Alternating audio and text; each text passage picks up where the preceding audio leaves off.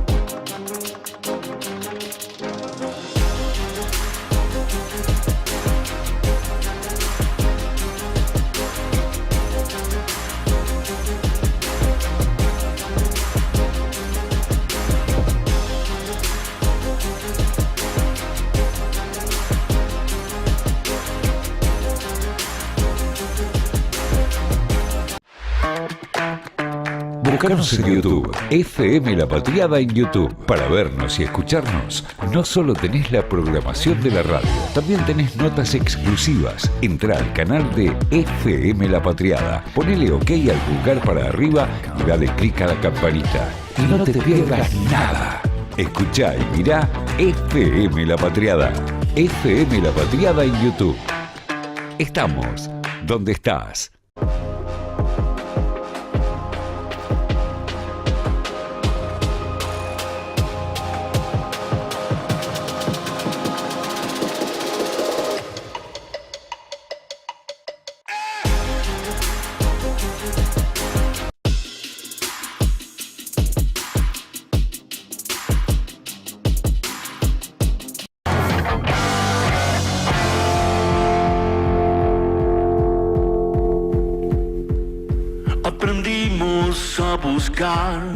Al cruzar por qué grande, Divididos. El fin de semana van a estar en Rosario y nosotros acá. Mi nombre es Analía Argento. Me acompañan Javier Leucovich y Martín Piqué. Esto que está comenzando en FM La Patriada es Doble Fondo. Doble Fondo, donde el periodismo evolucionó.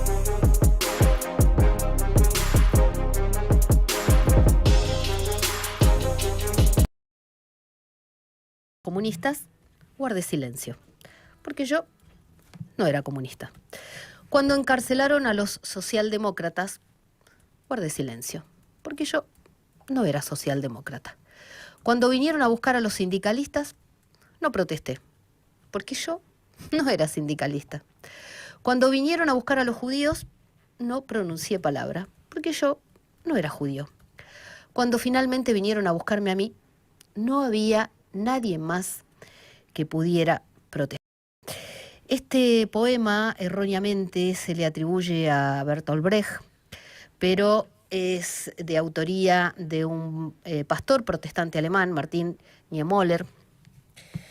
Vivió entre 1892 y 1984, pero bueno, se mezcló en la historia, en la literatura.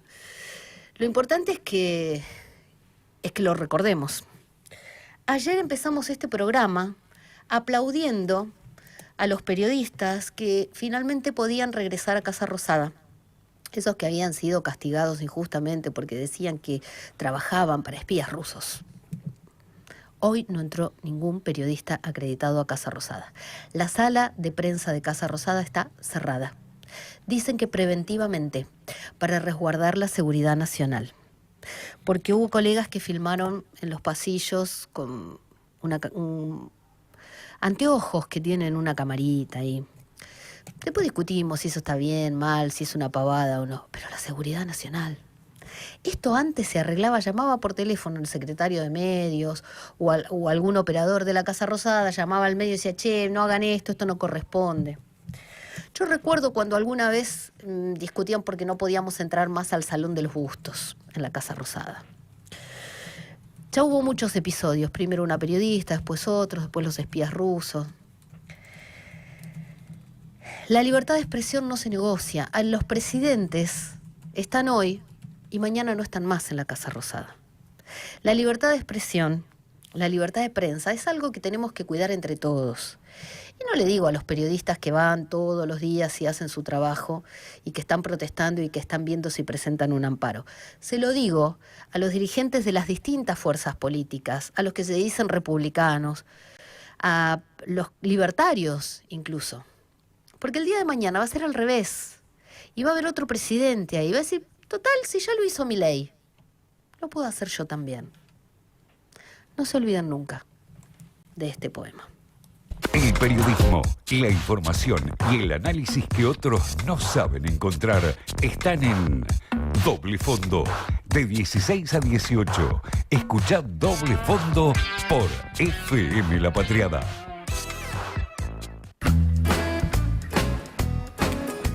Bueno, y acá nada más que 3 periodistas. Martín, Javier, que yo cuando me desperté, confieso que me desperté cuando ya la primera periodista había intentado ingresar a Casa Rosada y estallaba el celular, ¿no? El X y demás. Qué tremendo, ¿no? La verdad que qué fuerte. Y además justo coincide con la visita a Casa Rosada de Peter Thiel. Pero qué casualidad, che. Qué casualidad. No vas a tirar el vaso. Los tecnooligarcas no existen, pero que los Cuidado hay, el vaso. ¿no? Sí, cuidado Claro, el vaso. cuidado el vaso. La libertad, hasta ahí. Sí, Depende sí. con qué y con quién. Depende con quién y con qué. Quizás la presencia de, los acreditados que intentan encontrar la famosa nota de asalto, que es toparse con un funcionario de manera a veces casual y a veces no, y hacerle una pregunta medio de manera imprevista, puede incomodarlo si por ahí está dando vueltas Peter Thiel, ¿no? O Thiel. Pero depende. viste que, a ver, digamos cómo son las cosas. Un invitado de esas características ingresa por la explanada. Lo esperan. Es un área donde los periodistas no tenemos más ingreso. Hasta no hace mucho se podía esperar en el Salón de los Bustos con un cordel entre medio y hacía señas, le gritaba si se querían se acercaban. ¿Estuviste hace poquito en Rosada? Sí, no hace mucho, pero no pasás del patio de las palmeras. Claro. Mirás por la puerta, por Sí, el vidrio, la sí. ñata contra el vidrio. Si a través del vidrio alguien quiere acercarse, que a veces pasa, gobernadores o legisladores vienen. Claro. Y si no, Vienen hacia ti. suben por la escalera o por el ascensor presidencial y no lo Claro. ves más, Obviamente. ¿no? Sí. Pero bueno, me parece que toda excusa le vale al presidente de la Nación, porque lo que yo creo que no le gusta el periodismo, a los presidentes nunca les gusta, porque los periodistas decimos lo que incomoda. Sí. Para todo lo demás existe la propaganda. Dicen que debería incomodar al poder el ejercicio del periodismo. Claro. El periodismo crítico, dicen algunos. Debería ser siempre así, ¿no? No, pero aparte de la seguridad nacional. Ponele que decís, che, ¿cómo se nos escapó un periodista que caminaba por los pasillos? Pero si caminaba por los pasillos es que por ahí lo que le discuten es si filmó o no, pero vos caminás por donde te permiten. Pero bueno, no les gusta porque ves cosas, ves quién se va por algún pasillo colateral, ves, no sé, si hay una refacción, Ujú. como decís vos, a veces te topás con alguien. También a los funcionarios les sirve, porque se acercan y charlan un ratito y te cuentan algo. Sí, sí. Nadie Sí. declara en su contra, en general te cuentan algo que les interesa. No, y ¿O además en la relación periodista-fuente para los dos lados hay un mutuo beneficio. Por ejemplo, vamos a hacer un ejercicio hipotético. El periodista es un periodista de un medio que tiene una línea editorial, que en general es muy crítica de un determinado gobierno. Pero vos necesitas información como periodista de ese Claro. gobierno. Entonces quizás podés generar un vínculo con esa fuente que, a pesar de ser un gobierno totalmente adverso a las ideas del medio, a vos sí te pasa información y a cambio más o menos vas a intentar que a ese funcionario que es tu fuente lo traten un poco mejor. Estamos contando algunas cosas que se dan Mirá, en la naturalidad de los hechos, ¿no? No me acuerdo si fue... O por lo menos que no aparezca, no me nombres. Detrás del telón. Sí. No me acuerdo si fue Claudio Jacqueline Sí, o sí. alguien de La Nación. Gran periodista, columnista de Creo La que fue Nación. Claudio Jacqueline que en una charla, en un homenaje a un colega fallecido... ¿A qué colega? Nombrémoslo. Nombrémoslo, si se lo Sí, merece. Marcelo Helfgott, Ah, de Clarín. Marcelo, Un sí. homenaje en la legislatura. Que cubría radicalismo. Cubrió radicalismo Histórico, muchos años, sí. Periodista político de radicalismo. Claro, de Clarín. cuando uno cubre mucho determinado sector, a veces o piensan que ya sos Sí, sí. parte, que tenés Sí, la sí, camiseta, o te empezás a tener como cierta amistad. Y él decía Sí. que el periodista tiene que tener y el político o su fuente tienen que tener la suficiente cercanía como para que te cuenten cosas, pero la suficiente tensión Sí, para que no haya ahí, digamos, no sea propaganda, como decís es una vos. buena definición. Claro. Está ¿No? bueno, Un sí. equilibrio ahí Sí, entre, sí. entre la confianza y la tensión. Y no sé si les ha tocado a ustedes escribir de gente por la que uno tiene afecto, y es mucho más difícil que Muy alguien difícil. que te cae mal. Sí, claro. Sobre todo. A veces hasta corresponde decir, no, mira, hacela vos la nota. Sí. Porque hay algo que me atraviesa, qué sé yo, Mirá. no corresponde. Me pasó, yo fui columnista de Marcelo Longobardi Sí. en Canal 9 hace, no sé, como 20 años o más. Ujú. Y recuerdo que fue Mauricio Macri invitado. Y él nos dijo a los columnistas, estaba Fernández Llorente, era otro de los columnistas, nos dijo, yo le voy a hacer unas preguntas, pero es mi amigo. Después les dejo a ustedes porque yo las preguntas incómodas no las voy a poder hacer. Claro. Bueno, Claro. está bien, digo, porque... Sí, se sinceró y bueno, Y nos dejó. claro. Yo siempre Sí, hacía sí. una pregunta mala, siempre era un poquito mala, pero bueno. Porque después está el que no habilita, sino que te pone cara de perro, che, Claro, no le preguntes. no me hagas quedar mal. No me hagas quedar mal y ya te condicionó. ¿Cómo es esto? Vos sabés que a mí no me Ejercicio gusta... del periodismo en libertad. A mí no me gusta mucho hablar de nosotros y del periodismo, pero A mí siento que hoy... Sí. ¿Por qué hay que hablar hoy? Porque lo que hace el presidente con la sala de prensa, Sí. que sobrevivió a todos los gobiernos, Mm. me parece que muestra un poco lo que se quiere hacer en todos los sectores. Que no se hable mal, que lo que se diga sea lo que a mí me gusta. Si algo no me gusta, sos una porquería, sos un ensobrado, sos un imbécil. ¿Se hace el papa o nada más que un periodista? ¿Podemos pensar que eso se endurece cuando los gobiernos entran en etapa declinante? O crisis, momentos de Sí. crisis. Mm. Sí. La tensión con los medios, o salvo que tengas un objetivo de producir una enorme transformación en el arco de los medios, un objetivo superador, se supone, y quizás ahí sí. Pero en la relación cotidiana, en los momentos, me parece, malos de los gobiernos, es cuando entonces parece que toma más importancia Sí. frenar el laburo de los periodistas. Me parece que a este gobierno nunca le gustó el periodismo. Mm. No le gusta el periodista que dice algo que lo incomoda y ahora se exacerba, o sea, es todo Sí. son escalones más arriba, están unos escalones mucho más arriba que al inicio, como decís vos, sí. porque están en un momento muy difícil hasta los propios. Después vamos a escuchar un audio de Guillermo Francos, porque está tremendo todo. Pasan otras cosas, ¿no? En tribunales están trabajando mucho. Así es, así que por lo pronto si uno se quiere tomar vacaciones ya hay que anotar que vuelve a regir la reforma laboral, así que bueno, hay que tomarlo con más cautela y negociar, ya tenés menos armas para negociar que ayer, las Nosotros vacaciones. recién arrancamos acá, te aviso, Sí, si estabas pero a pensando mí en... me encanta vacacionar. Yo ya estoy pensando. Claro, la Cámara del Trabajo revocó la cautelar que frenaba algunos artículos de la reforma laboral, que eran los más... Sí, sigue vigente, el Sí. gobierno lo festejó como un triunfazo. Digo, vuelve a estar vigente, quiero decir. Y no, ya no hay pecado en el viaje a Nueva York, ¿no? No, bueno, ahí la fiscal consideró que habiendo digamos, no era la palabra cupos, había vacantes en el vuelo y consideró como que puede ser discutible desde la ética pública, desde cuestiones quizás hasta del buen gusto y honor, pero no desde el Código Penal y desde lo que está reglamentado normativamente, ¿no? Claro, estamos hablando de Bettina, la mujer de Manuel Adorni, que viajó a Nueva York en el avión presidencial.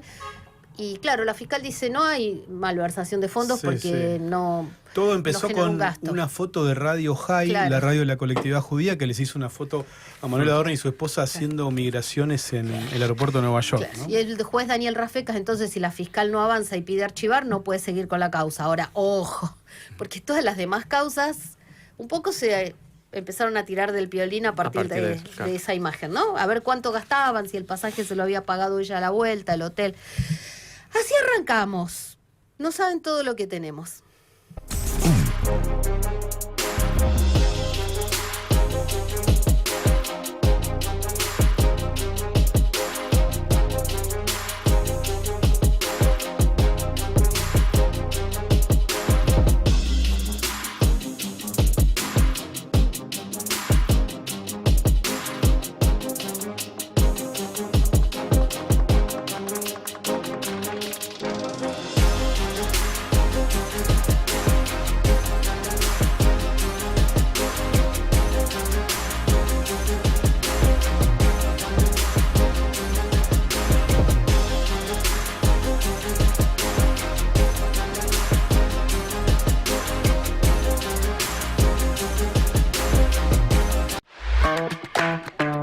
Búscanos en YouTube, FM La Patriada en YouTube. Para vernos y escucharnos, no solo tenés la programación de la radio, también tenés notas exclusivas. Entrá al canal de FM La Patriada, ponele OK al pulgar para arriba y dale clic a la campanita. Y no te pierdas nada.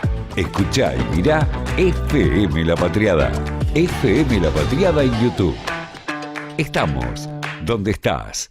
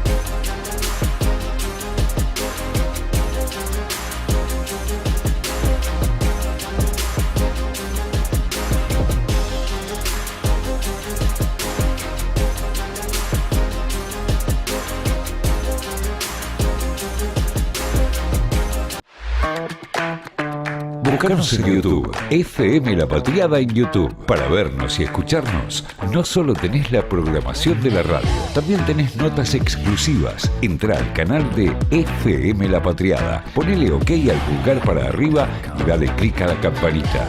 Y no te pierdas nada. Escuchá y mirá FM La Patriada. FM La Patriada en YouTube. Estamos donde estás.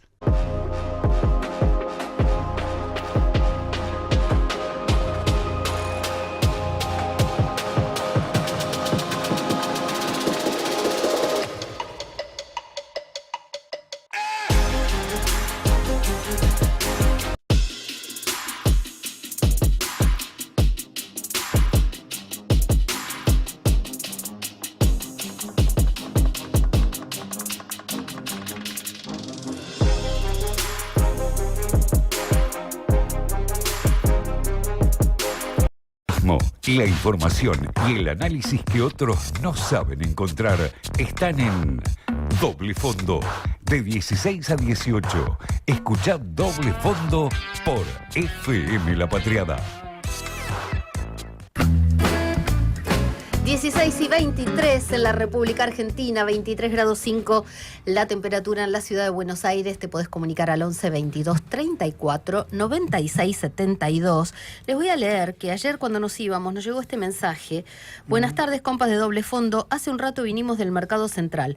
Poca gente, negocios cerrados. Negocios cerrados que antes cerraban más tarde. Ayer fui al mayorista del Alberdi y de Alberdi Autopista en la ciudad de Buenos Aires. Casi todos los pasillos vacíos. El fin de mes cada vez más cerca del principio. Un abrazo, Beto de Liniers. Bueno, señales de la economía, ¿no? Hay muchas cosas que la economía real nos va mostrando, las huellas de una situación difícil. Y para eso está Javier Leucovich, porque el bolsillo vacío tenemos, mirá. Pero Milei hoy recibió a Thiel con la motosierra arriba del escritorio. Sí. Bueno, y la cuestión es que quiero comenzar esta intervención comentando algo que se pelea mucho con el sentido común, que es que la economía de un país no funciona como la economía de un hogar. A contramano de lo que muchas veces nos hacen creer. ¿En serio? En serio. Y una de las... Mi economía familiar funciona mejor que la del país. Claro, Bueno, no porque sé, en realidad, estoy siendo irónico. ¿Vieron que muchas veces los economistas cuando van a la televisión dicen, acá Sí. es como cuando estás Sí. en tu casa. Vos, la Argentina necesita invertir, entonces necesita ahorrar. Claro. Entonces, si el Estado baja sus gastos, bueno, va a poder generar el espacio para poder ahorrar y con eso, ampliar la capacidad productiva, en definitiva, crecer. Ahora, ¿qué pasa? Y esto fue recontraestudiado, y esto es una característica que diferencia la economía de un país con respecto a la economía de un hogar, en donde sí, efectivamente, si nosotros vamos a comer menos afuera, si uno tiene plata, que deja de salir, etcétera, hacer compras, tiene más disponible que eventualmente lo puede utilizar para comprar un auto, etc. Ahora, en la economía de un país, y es lo que estamos viendo ahora, si el Estado deja de gastar plata en la dimensión en la que lo está haciendo, se resienten los propios ingresos del Estado. Claro. Entonces, es un ajuste que se muerde la cola. El Estado recorta masivamente gastos, que es lo que estamos viendo, bueno, no hay obra pública, le pisa las transferencias a las provincias, no respeta los fallos de la justicia respecto del tema universitario, discapacidad, etcétera. Básicamente no entrega un mango, y el problema no solamente es el bolsillo de toda la gente afectada directamente, sino que además, como esa gente no puede consumir o consume menos, a su vez se vuelven a ver afectados los ingresos tributarios, o sea, los Claro. impuestos que recauda el Estado, porque si uno va menos al supermercado, va menos a comer afuera, etcétera, por ejemplo, el IVA también se resiente, que es lo que estamos viendo en estos meses de caída de la recaudación. Con lo cual, hay que aumentar todavía más el ajuste. Sí, sí. Claro, porque cae la recaudación nacional y por ende la de coparticipación a las provincias, la recaudación cae también en las provincias y también en los municipios. Claro, y como el gobierno tiene que sostener el equilibrio fiscal, si caen los ingresos, tiene que volver a reducir el gasto. Sí, sí. Y eso genera un círculo vicioso de ajuste, que es lo que nosotros lo vivimos en carne propia en los 90, en donde el ajuste era interminable. Siempre Además, te la corrían el arco porque siempre La faltaba. recaudación en la Argentina tiene un sesgo muy, está muy cargado sobre el consumo, sobre el IVA en general. Exacto, entonces es muy sensible A las caídas de la actividad. Sí, por eso también, por ejemplo, de la Unión de la UTEP denunciaban días atrás cuando Sandra Petovelo dijo que se bajaban, se dejaba de pagar una parte de los que no son el plan Volver al trabajo. Volver al trabajo. Ujú.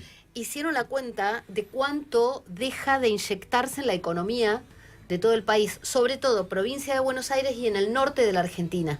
Y es plata, es lo que vos decís, es plata que no se va a gastar, que aunque sean 70.000 pesos o 90.000 sí. pesos, multiplicado por la cantidad de gente que es un montón de plata que enfría la economía. Exacto. Entonces, Entendí, o sea que entendí tu columna. Además, ¿entendiste? esas familias no tienen mucha capacidad de ahorro. Claro, Todo no, lo que no suman tenían. en el mes lo van a volcar al consumo. exactamente. Entonces, esto es un problema, o sea, la primera parte que yo describí es un problema macroeconómico porque para el gobierno, porque es difícil sostener el equilibrio fiscal en un escenario recesivo como el que estamos viendo. Pero además, varios economistas en los últimos días salieron a advertir por la otra cara de la moneda, que es la gente de a pie, y todo lo que está, distintos sectores que están sufriendo en carne propia todo este tema del ajuste. Frenkel, que el otro día lo mencionamos con la entrevista que le dio a Maxi Montenegro, lo dijo, el equilibrio fiscal es precario porque tiene salarios insostenibles y ahora quieren ajustar más. O sea, volví a decir, es insostenible. Pablo Gerchunov, que es otro gran economista, habló también anoche con Tenenbaum y María Donnell y dijo algo muy parecido. Dijo, Milei no tiene equilibrio fiscal, Milei tiene gasto reprimido, o sea, le debe plata a todo el mundo. Y entonces mencionó, bueno, obra pública, provincias, universidades, lo que estamos viendo, lo que ayer hablamos respecto del INTI y otros institutos vinculados a la ciencia y la tecnología, el tema de discapacidad. Hay otro elemento que se suma a esta caracterización respecto de la situación del equilibrio fiscal, que anda dando vueltas también entre los economistas, es algo bastante técnico, pero también viene al caso, que es este tema de la deuda flotante, que básicamente también son pagos que el Estado pisa, por ejemplo, a proveedores, o sea, que ya tiene comprometidos, o sea, están anotados en las cuentas públicas, pero todavía no pagó. Lo pago el mes que viene, es como cuando pateas la tarjeta, pagás el mínimo y... Exacto, y esa guita superó los 4 billones, o sea, millones de pesos, se multiplicó respecto del mes anterior en marzo. Y representa un montón de plata y representa, dice, el 74% del superávit el superávit fiscal, con el cual Caputo se dio vuelta y habló con Cristalina Georgieva para que le entregue la plata del fondo. O sea, el gobierno muestra números al fondo, decir, mirá, estoy cumpliendo con los deberes, estoy teniendo buen superávit fiscal, pero eso está atado con alambre, porque hay deuda flotante, como te decía, porque la situación en la calle, o sea, por el gasto reprimido, y además porque a futuro, como decía, la situación recesiva complica aún más. Por eso Caputo está también redoblando y ajustando tuercas del ajuste. Claro, le pidió a los ministros, ¿no?, que hagan un mayor ajuste. Exacto. Y una nueva manifestación, digamos, de esta situación la vimos hoy con un dato súper reciente. Hace media hora salió el dato de consumo en supermercados. Sí. El INDEC midió una caída del 3,1%, que es bastante grande, interanual. Está totalmente en línea con lo que había predecido un consultor bastante que mucha gente mira mucho respecto al consumo masivo, que es Osvaldo del Río de Sentia, que había anticipado un 3,4% de caída del consumo. Y Sentia, la consultora, ya adelantó que estos son datos de febrero, porque el INDEC mide con un poquito de rezago el tema de consumo. Estamos a 23 de abril. Sentia ya adelantó que en marzo la baja va a ser todavía más fuerte en el consumo masivo, consumo en supermercados. Esto lo escribió Natalia Donato en Infobae. Entre el 6 y 7% sería la caída de marzo, que todavía no informó el INDEC, nos enteraremos el mes que viene. Por lo pronto... Pero espera, te hago una pregunta. Sí. En supermercados cae el consumo. El presidente puede decir, bueno, porque la gente ahora compra online. Bueno, hablé justamente... O la gente compra en el mayorista. Viste que Beto de Liniers nos decía, fui al mayorista y no había nadie. Bueno, está buenísima la pregunta. Hoy hablé con un supermercadista. Me dice, mirá, en electro, televisores, sí, etcétera, puede ser... O sea, sí, la gente está comprando mucho por el canal digital.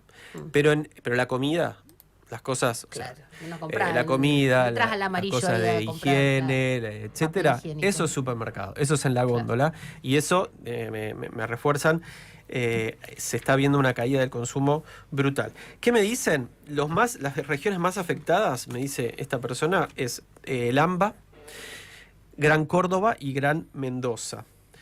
Y sobre todo, y también muy fuerte los lugares de frontera. Porque, claro, como el dólar, como estamos tan caros en dólares, la gente cruza y compra y se resiente todavía más el consumo en las góndolas locales. Me dice, el único lugar que tiene un poquito otro ritmo es Neuquén. Bueno, no es novedad todo el tema de vaca muerta. Sí, pero Neuquén tiene precios muy altos. Yo soy de por allá. Sí. Precios muy altos Sí. que pueden pagar los El sultanato que trabajan. petrolero, le dicen. Bueno, los Petroca, como se llaman humorísticamente. Sí, sí, sí. Pero un maestro no gana como un petrolero, un enfermero no gana como un petrolero. Igual las Hay imágenes de Anielo, hay, digamos, gente que se fue a vivir allá en condiciones muy precarias. Entonces, No, bueno, vos decís, Añelo no tiene infraestructura Claro, todavía. sí, Pero sí. en Neuquén Capital, Sí. un departamento te sale más caro que acá, que en Claro. Recoleta. Claro. sí. Es Tremendo. así, ¿eh? Sí, es sí, así. sí. Mucha gente se va a vivir a otras localidades y viajan mucho. Perdón, te interrumpimos. Así que bueno, no. Se muerde la cola. El ajuste que se muerde la cola, esto lo reforzamos hoy con el dato de consumo. Y lo último, y con esto cierro, el gobierno le pone expectativas a la baja de tasas de interés como supuesta forma para reactivar el consumo.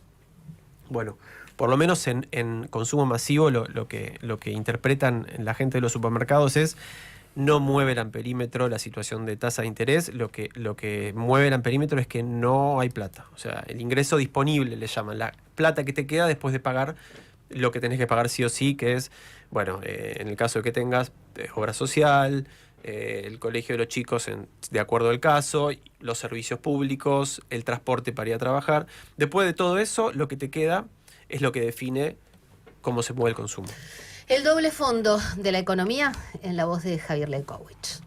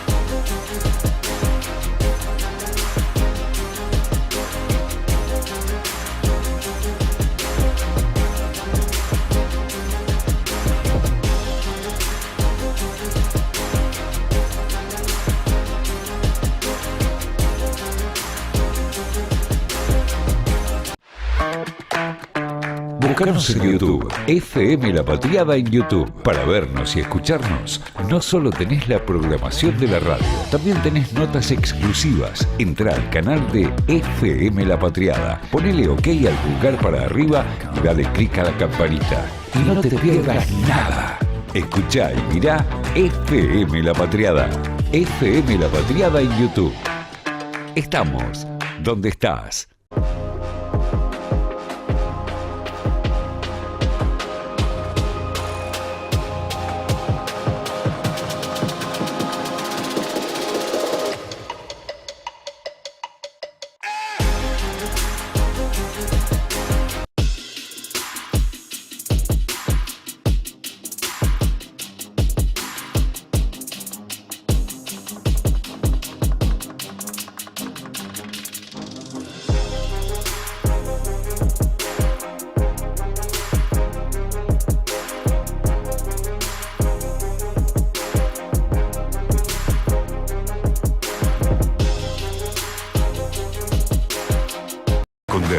Lo quieren ocultar, te quieren engañar, pero acá está Doble Fondo, donde la mentira pierde por goleada.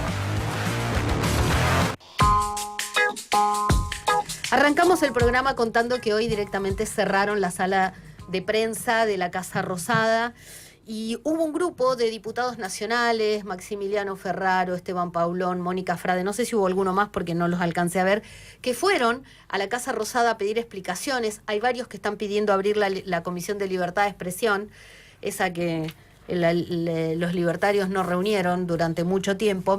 Esteban Paulón está en línea. Buenas tardes, Esteban, Analía Argento, Martín Piqué, Javier Leikowicz, te saludamos. ¿Cómo está? Siempre que empieza un programa hay que tener un Paulón de la suerte. Como una estampita. Espero traerles. Cuando arranqué en cíclico, Es como Pugliese, Sí. Paulón. o el cartel, o la remera. Sí. ¿Qué remera se pondría hoy Esteban Paulón si hubiera sesión en el recinto? Abran la sala, ¿no? La verdad que vos decías, bueno, ahí con Maxi Ferraro, Mónica Frade, Sabrina Selva, Juan Marino, Néstor Pitrola, Romina del Pla, pero también se sumaron al pedido, aunque no pudieron llegar, Marcela Pagano, Lourdes Arrieta y otros diputados y diputadas de distintos bloques, con enorme preocupación, Analía, porque la verdad es que el derecho a la libertad de expresión y al acceso a la información es un derecho constitucional.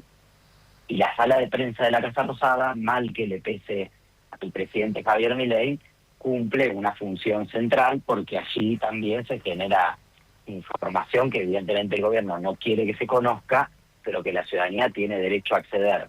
Y además, solo en el año 77, ubíquense ustedes qué estaba pasando en Argentina en el año 77, se cerró la sala de periodistas de la Casa Rosada, lo recordaba un colega de ustedes de los históricos acreditados en la Casa Rosada, y la verdad es que uno no puede dejar de pensar que en un contexto donde el presidente hoy vuelve con no odiamos suficiente a los periodistas, insultando desmedidamente a cualquier persona, en donde sin ningún argumento ni ningún posicionamiento razonable el presidente agrede, basura, inmundo, operadora, el otro, es un contexto complejo, ¿no? Y esta medida, evidentemente, el gobierno estaba buscando hace un tiempo alguna excusa, alguna coartada para llevarla adelante.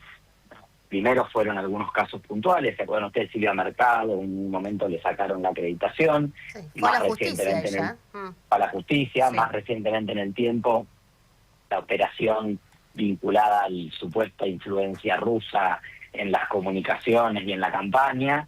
Aquí aprovecharon para suspender el ingreso a la sala de periodistas a colegas de ustedes, a periodistas de muchos medios críticos al gobierno, o casualidad, alguno que otro oficialista también se coló en la lista, y obviamente ahora aparece a partir de la excusa de esta filmación que hizo el equipo del programa de Luciana Geuna por los pasillos de la Casa Rosada, que no reveló ningún secreto, que no pone en riesgo ningún secreto de seguridad nacional. Digo, son las mismas gafas que usa Patricia Bullrich en algunas de las sesiones. Claro. Porque Pero luego la además, va a denunciar sí. a Patricia Bullrich por espionaje contra sus colegas, ¿no? Pero además, Esteban, estamos hablando con Esteban Paulón, diputado nacional socialista de la provincia de Santa Fe, aunque vive bastante acá y fue candidato en la ciudad de Buenos Aires también.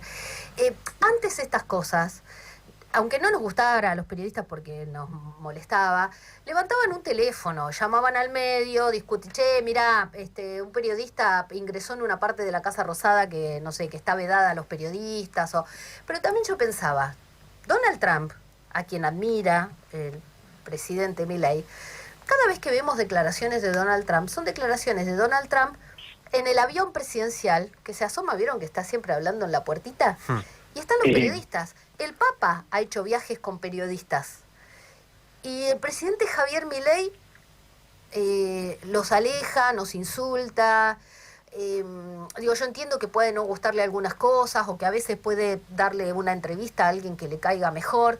Ahora, deslegitimar todo y además cerrar, porque ya cerrar es un acto de censura impresionante, un límite que... mirá que ha habido presidentes a los que no les gustaba el periodismo o que se peleaban con los periodistas. Yo me acuerdo de un gobernador que estaba en campaña presidencial, Horacio Mayachesi, que iba en un viaje, no le había gustado una nota mía y me dijo, vos no podés preguntar, pero yo iba sentada con todos los periodistas. No es que me limitó el acceso.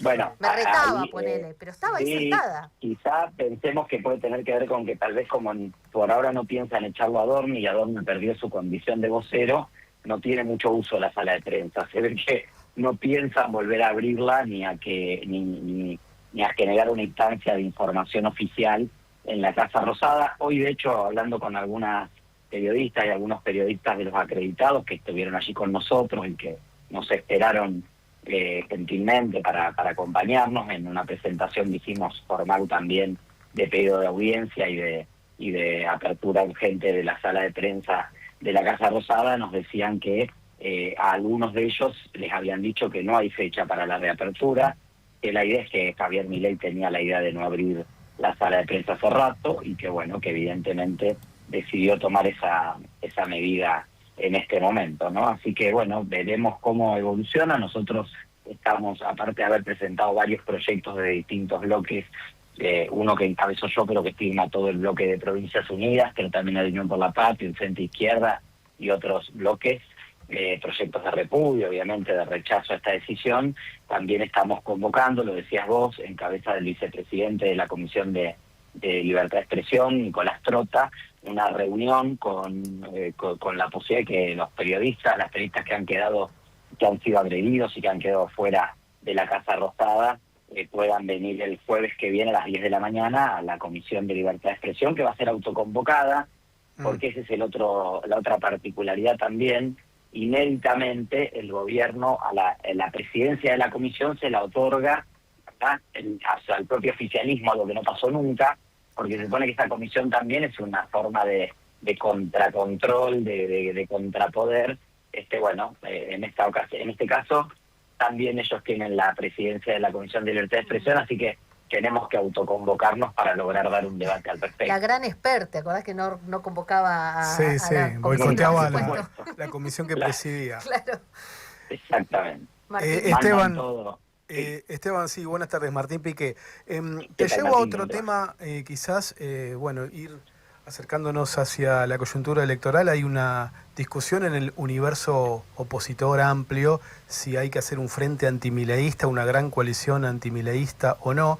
Y en ese sentido quería preguntarte, a la hora de votar, de repente hay determinadas leyes que quizás dirigentes que son legisladores, que pueden estar sintonizados y de acuerdo en enfrentar a Milei en las urnas, a la hora de votar votan diferente. Digo, cuando se votó la ley penal juvenil, el nuevo régimen penal juvenil, vos votaste a favor, se te discutió por eso, vos diste tus argumentos. Cuando se votó la ley de glaciares, Nicolás Massot votó a favor, y quizás en otros temas no tienen diferencias. ¿Pensás que estos matices o estas contradicciones en proyectos puntuales pueden de alguna manera obstaculizar el armado de una coalición, y esa coalición es necesaria para vos?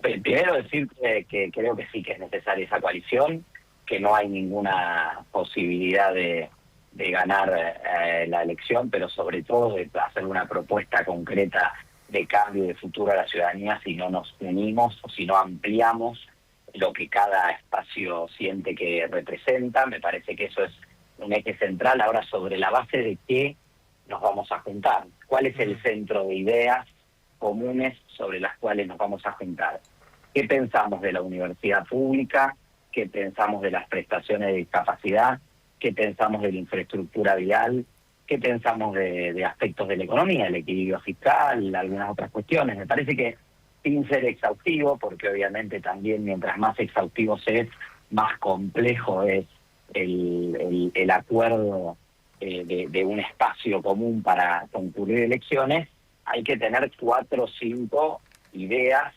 propuestas, que sean el centro, que sean el eje de ese diálogo y de esa reunión.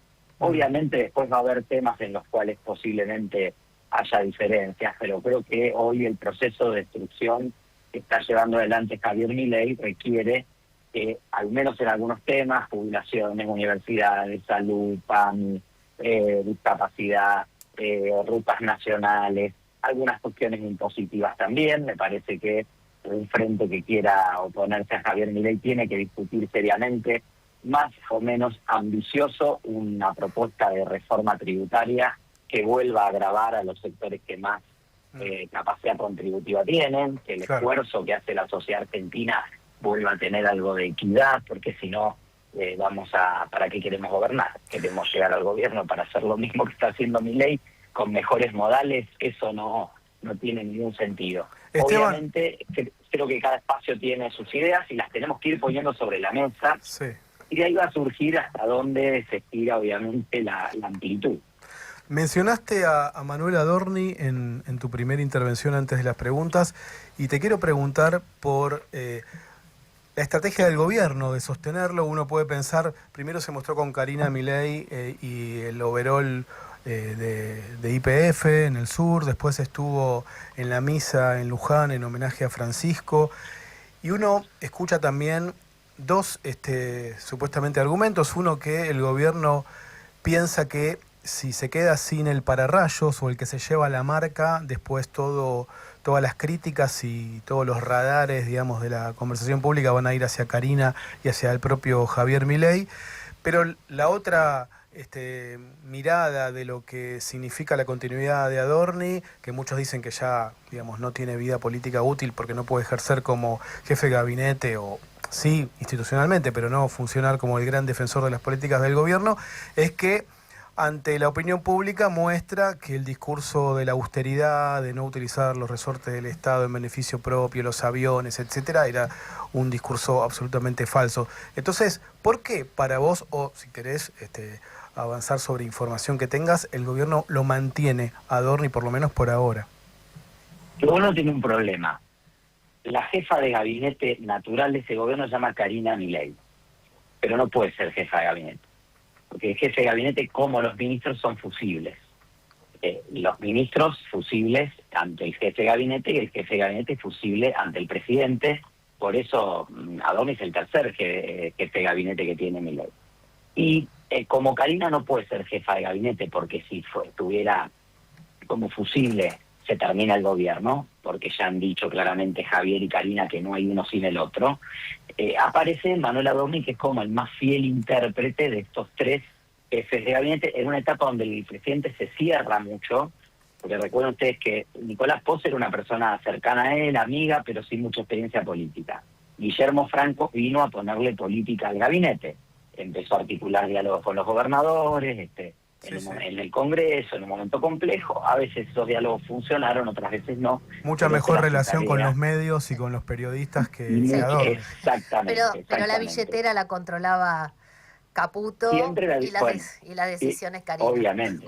Siempre la billetera se controla en otro lado, obviamente, pero eso es lo que le puso límites también a la gestión. Claro. Porque Franco tenía mucho diálogo, tenía libertad para hablar, podía hablar con todo el mundo, pero después no aparecían los billetes.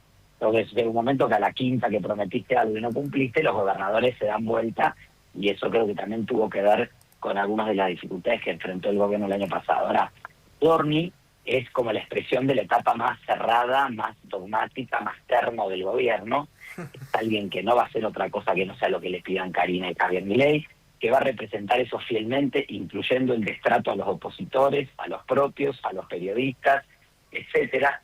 Y ahí está. Entonces, yo creo que es una opinión, pero me parece que el gobierno lo que no encuentra es alguien con ese perfil que pueda llevar adelante la gestión. El problema es que Adorni, en ese lugar donde está, perdió las dos cualidades que tenía. Primero, hoy no tiene un liderazgo en el gabinete. Toda esa colección de fotos de ministros apoyando al jefe de gabinete es ridícula. Claro. El presidente el miércoles que viene viniendo al Congreso a acompañar y apoyar al jefe de gabinete, como si fuera él el pararrayo del jefe de gabinete y no al revés. Al revés, es ridículo, claro. no se sostiene.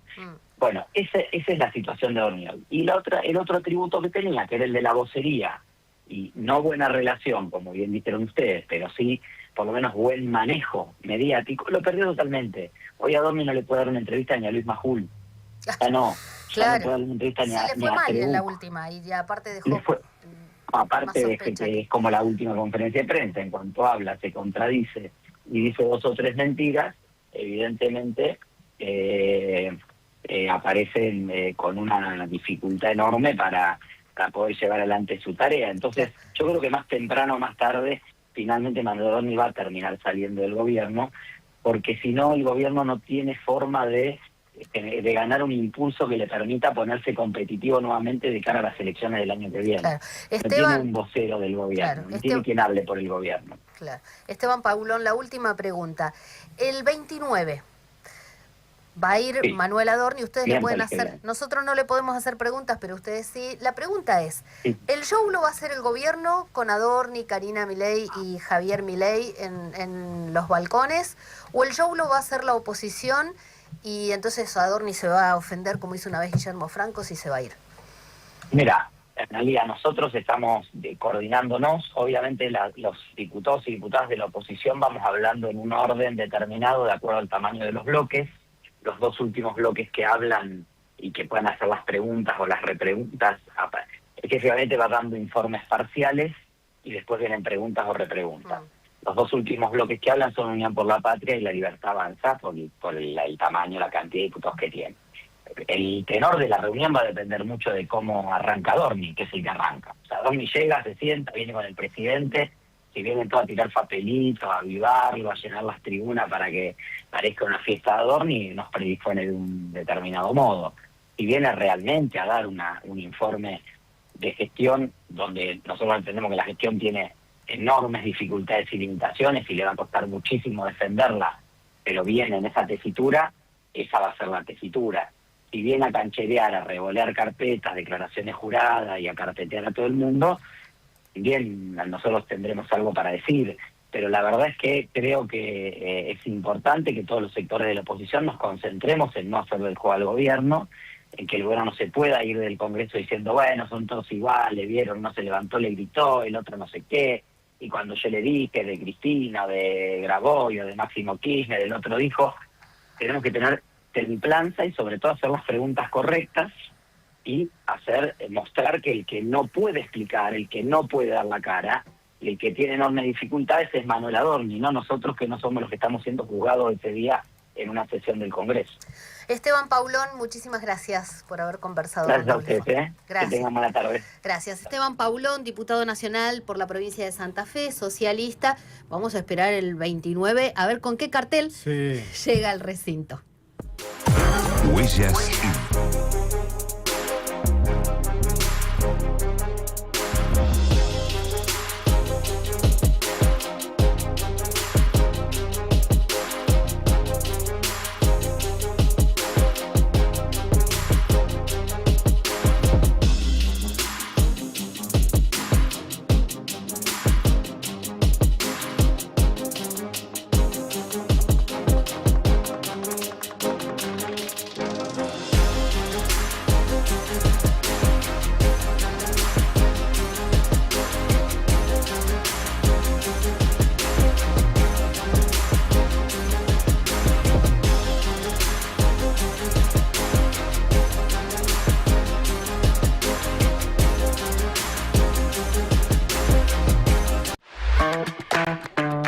Buscanos en YouTube, FM La Patriada en YouTube. Para vernos y escucharnos, no solo tenés la programación de la radio, también tenés notas exclusivas. Entrá al canal de FM La Patriada, ponele OK al pulgar para arriba y dale clic a la campanita. Y no te pierdas nada. Escuchá y mirá FM La Patriada. FM La Patriada en YouTube. Estamos donde estás.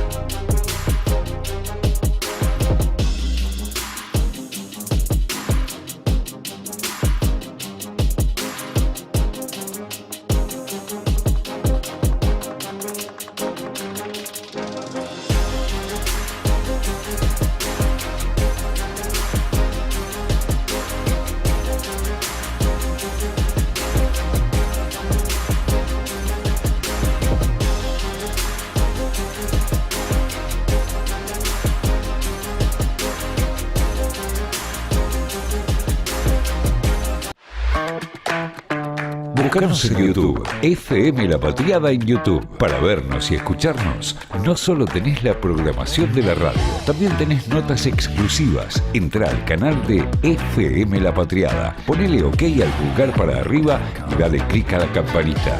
Y no te pierdas nada. Escuchá y mirá FM La Patriada.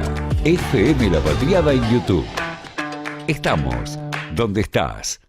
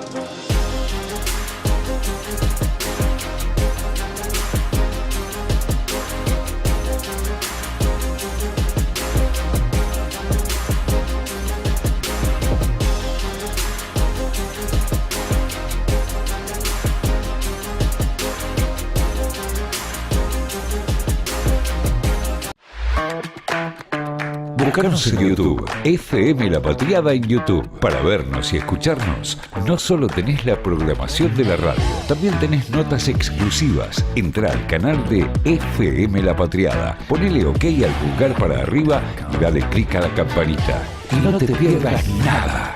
Escuchá y mirá FM La Patriada. FM La Patriada en YouTube. Estamos donde estás.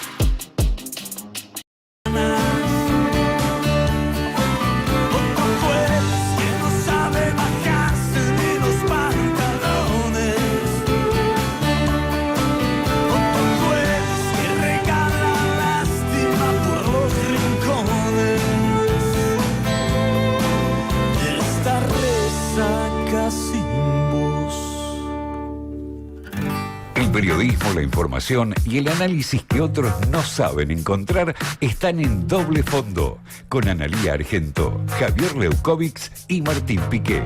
De 16 a 18 por FM La Patriada. Qué buena música ponen en esta radio, ¿eh? Sí, Los Caballeros de la Quema, que exactamente en una semana van a estar en C Art Media. Que es un complejo que está ahí en el barrio de Chacarita, cerquita de acá, Comuna 15, haciendo un show el 30 de abril, o sea, hoy es 23, exactamente en una semana. Dicen que va a ser una fiesta con clima intimista, repaso de clásicos y otros temas que, entre otros, se pueden agrupar con... Pero pará de chivear a Los Caballeros de la Quema, si no vamos a ir. Son amigos. Escuchame. Fuimos a la misma facultad con Iván. Ah, mira, ¿qué estudió Iván?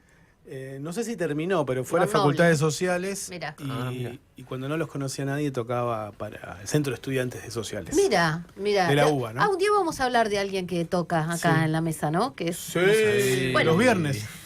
Los viernes Mañana hablamos. Podemos decir que los viernes le permitimos ser guitarrero. Sí. Los demás días no. Martín Piqué, tu doble fondo. Exactamente. Bueno, vos sabés que cuando pensaba la columna de hoy, el título, se me ocurrió ponerle la oportunidad del transporte. La oportunidad del transporte como título. ¿Por qué? Porque hablábamos con Esteban Paulón hace un rato de si va a haber una coalición anti-Milei, etcétera. Y él decía, bueno, habrá que ver sobre qué ejes se produce ese frente, que no va a ser solo electoral, que tiene que tener un programa, ideas, etcétera. Y si ocurre que Milei no reelige, o algo que implique la continuidad de Milei sin Milei de presidente, las ideas de Milei no reeligen y bueno, viene otro gobierno, el transporte va a tener una oportunidad de ser un activo, un sector donde pueda generarse una suerte de redistribución rápida, una mejora, digamos, de los ingresos, porque cuando el transporte se hace más barato, es salario indirecto. Si el transporte es más seguro, si el transporte es más rápido y si el transporte es más barato, mejora la calidad de vida. Y eso es lo que están pensando, viste que se popularizó la frase o la expresión think tanks, los centros de estudios, los tanques de pensamiento de la oposición. Y sobre esto estuve charlando con Federico Conditi. Federico Conditi es alguien que sabe. Nosotros somos divulgadores. Es especialista en política y planificación del transporte por la Universidad Nacional de San Martín y también estudió en la Universidad Politécnica de Cataluña, operación y explotación de servicios ferroviarios. ¿Con qué nos encontramos en materia de transporte? Uno de los principales malestares que se vivieron hace unas semanas tuvo que ver con la suspensión de la frecuencia de muchos colectivos, las colas que había. Son los efectos también del precio de la nafta por la guerra, el shock externo. Y nos encontramos en principio con una red atomizada, esto lo plantea en varios trabajos Federico, una red atomizada con incapacidad de generar sinergia entre colectivos, subtes y trenes. Obviamente mucha concentración, el 40% de los colectivos de la región metropolitana son dos empresas, el grupo DOTA, el grupo Metropol, que manejan el 40% en el caso de los colectivos de las líneas. Hay una fragmentación en la gobernabilidad del sistema de transporte. Te cuento, Analía, te cuento, Javier, el Estado Nacional tiene alrededor de la jurisdicción del Estado Nacional compete sobre 170 líneas de colectivos. Pero la ciudad de Buenos Aires tiene 31 líneas de colectivos que son transferidas porque son específicas del territorio porteño, más el subte, la jurisdicción de la ciudad, y la provincia 300 líneas de colectivos. ¿Qué proponen los especialistas como el chico que sabe, por otra parte, con el cual estuve hablando?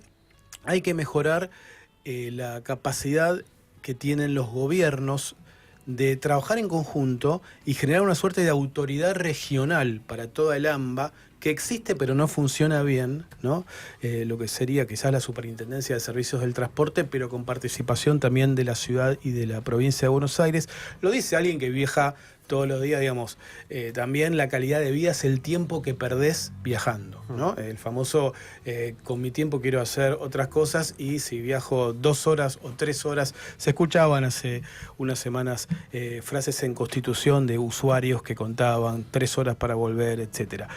¿Qué dice entonces la oposición sobre el transporte? La posibilidad de, todos tenemos, por lo menos en muchas partes del país, la tarjeta SUBE. Es una capacidad, digamos, es una suerte, no una capacidad, es una suerte de tarjeta de débito para usar específicamente sobre el transporte. Si tuvieras, yo lo veo todos los días, mucho más dinero acreditado en esa tarjeta SUBE, o se te fuera descontando a menor velocidad de lo que está ocurriendo ahora, bueno, es salario indirecto.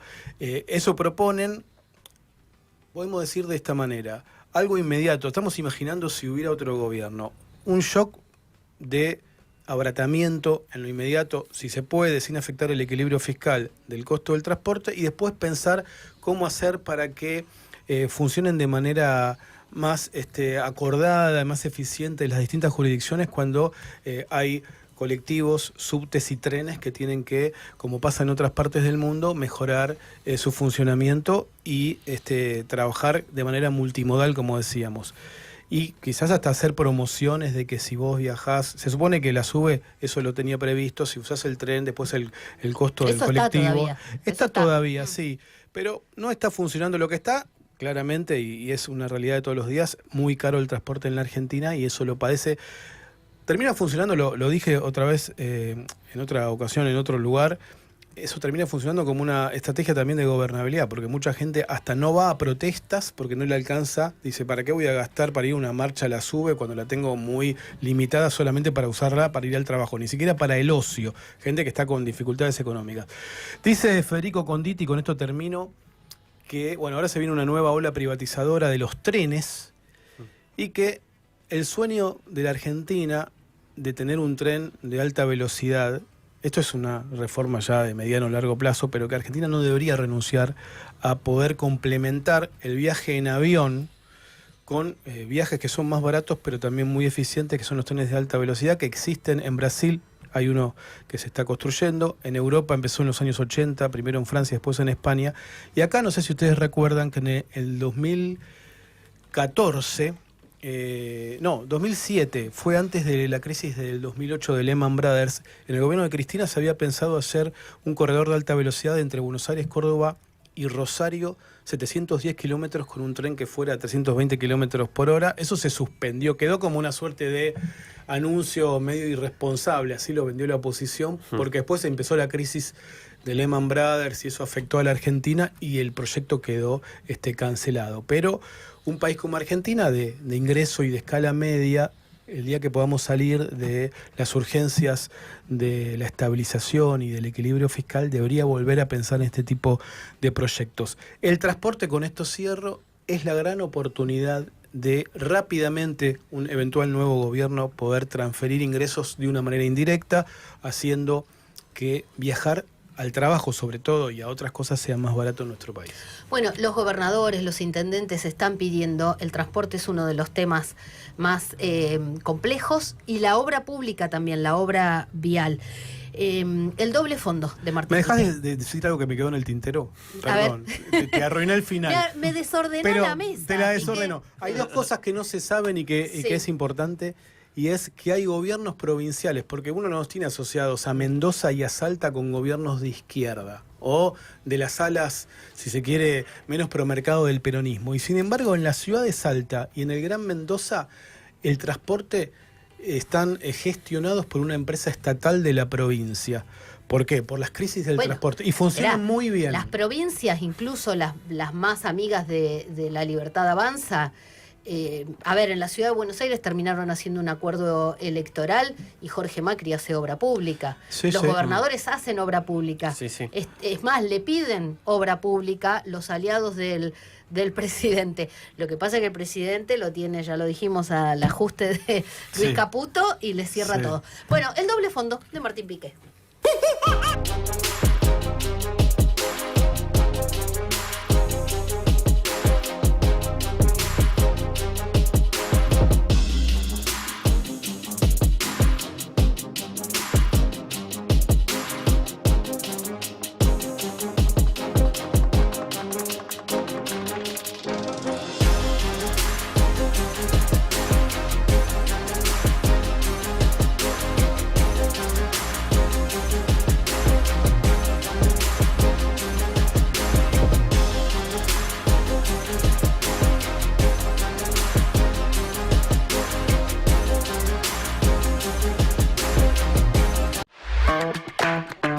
Búscanos en YouTube, FM La Patriada en YouTube. Para vernos y escucharnos, no solo tenés la programación de la radio, también tenés notas exclusivas. Entrá al canal de FM La Patriada, ponele OK al pulgar para arriba y dale clic a la campanita. Y no te pierdas nada.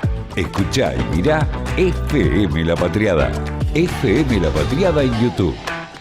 Estamos donde estás.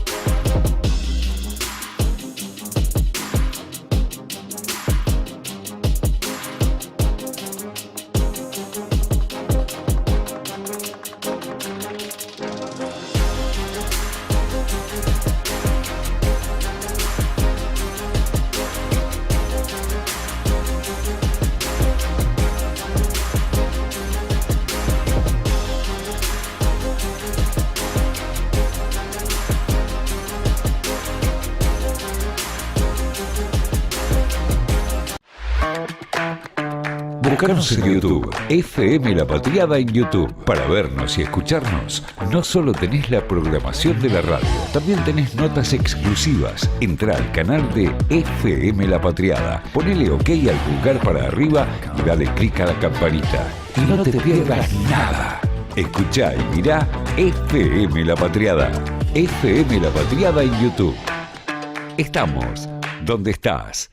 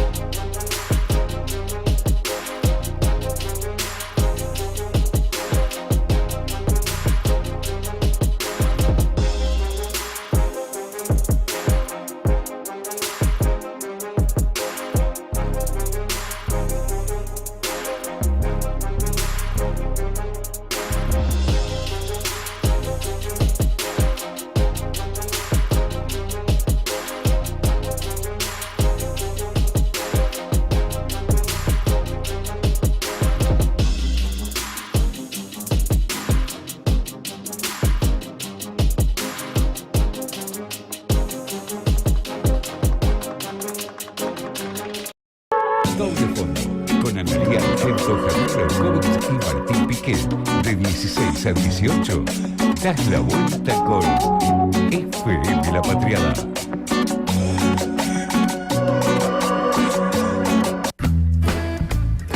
Sin periodistas adentro de la Casa Rosada, sin nadie que hiciera preguntas, que observara o que tomara fotos, la información oficial son 3 líneas. Hay una foto donde se ve al presidente de la Nación y a Peter Thiel, empresario tecnológico libertario, el canciller. Les leo la información oficial porque es todo lo que vamos a saber en forma oficial por lo menos. El presidente Javier Milei, junto al canciller Pablo Quirno, recibió en Casa Rosada al empresario Peter Thiel. Es todo lo que informó la Casa Rosada sobre esta visita polémica de un empresario tecnológico libertario, proveedor del Pentágono. Estaba el traductor, que guarda tantos secretos seguramente, Walter Kerr. Excelente traductor. Excelente traductor, estuvo con muchos presidentes. Pero esto es lo único que hay de información oficial. Nosotros lo que queremos saber es quién es Peter Thiel y a qué viene Peter Thiel. La columna de Javier Berkovich. Bueno, voy a empezar con una cita. Dice lo siguiente: me opongo a los impuestos confiscatorios, a los colectivos totalitarios y a la ideología de la inevitabilidad de la muerte de cada individuo. Por todas estas razones me considero libertario. Debo confesar que en las últimas 2 décadas mi postura sobre cómo alcanzar estos objetivos ha cambiado radicalmente. Lo más importante es que ya no creo que la libertad y la democracia sean compatibles. Bueno, esta cita... Esa frase es siniestra, la última. Esta última frase es fuerte. Sí. Esta cita corresponde a Peter Thiel. Él lo escribió hace mucho, en el 2009. Desde ese momento no cambió sus ideas, lo que cambió fue su patrimonio y su poder. Actualmente... este empresario está en el puesto 87 de los más ricos del mundo, con una fortuna de unos 30.000 millones de dólares, pero me parece que más importante que su plata es realmente la inserción que tiene, no solo hacia adentro del Estado norteamericano hoy en día, sino también en varios estados europeos. Como dicen algunos especialistas, Palantir, la empresa que él comanda, y otras empresas satélite, están creando el sistema operativo de los estados de vigilancia y de control. Thiel, por ejemplo, hizo la mayor donación individual en la historia del Senado norteamericano. Le puso $15 millones al actual vicepresidente de Trump, Vance, O sea, él está tremendamente implicado en la administración Trump y a la vez empleados de Thiel son actualmente, tienen puestos jerárquicos muy altos dentro del Estado norteamericano. Por ejemplo, una persona que se llama Michael Kratsios, ex jefe de gabinete de Thiel, ahora dirige la Oficina de Política Científica y Tecnológica de la Casa Blanca. Michael Obadal, también ejecutivo de una de las empresas de Thiel, es subsecretario del Ejército. Bueno, este muchacho nació en Alemania en 1967, se dice que es maestro de ajedrez y estudió filosofía en la Universidad de Stanford en California. Fundó PayPal, una de las primeras fintechs, y en el 2003 creó su empresa, su nave insignia actual, que se llama Palantir. Es una empresa que se dedica a procesar enormes cantidades de datos mediante la inteligencia artificial. Esta empresa, con el primer gobierno de Trump y con este segundo actual, registró un crecimiento abrupto en contratos e integración con el aparato administrativo norteamericano, lo cual implica una gran contradicción frente a varios de sus principios políticos, que él dice ser libertario, es decir, estar básicamente en contra de la existencia de los estados, pero sin embargo sus negocios los hace con los estados, bueno, principalmente con el Estado norteamericano, contradicciones que nos regalan los libertarios. En particular, a mediados del año pasado, su empresa cerró con el ejército de los Estados Unidos un contrato de $10.000 millones. Y la investigadora Francesca Bria, es una economista italiana, experta y asesora en políticas de digitalización y tecnologías de la información, escribió algo que me pareció muy interesante, que dice lo siguiente: el software de Palantir pasó a ser por defecto el sistema operativo para la inteligencia en el campo de la batalla, la logística y los sistemas de personal. Se trató de una entrega estratégica de funciones militares fundamentales de parte del Estado de los norteamericano a una firma privada, cuyo fundador, Peter Thiel, ha declarado abiertamente que la libertad y la democracia ya no son compatibles, como mencioné al comienzo. En otras palabras, dice esta investigadora, el ejército cedió soberanía operativa a una plataforma sin la cual ya no puede funcionar. Bueno, pero no solamente Palantir está involucrado en la cuestión armamentística, militar, sino que también está detrás de la elaboración del presupuesto federal de los Estados Unidos, los criterios de elección de la asistencia social, reembolsos sanitarios, beneficios para veteranos de guerra, todas estas cosas canalizadas a través de procesos algorítmicos. Y por supuesto, también está involucrado en el rastreo de excesos de permanencia de visados y cuestiones de inmigración en el ICE, la agencia antimigrantes. La agencia antimigrante de Trump. Sí, los que mataron, ya vimos varios crímenes, porque son crímenes, ¿no? Minneapolis. Sí.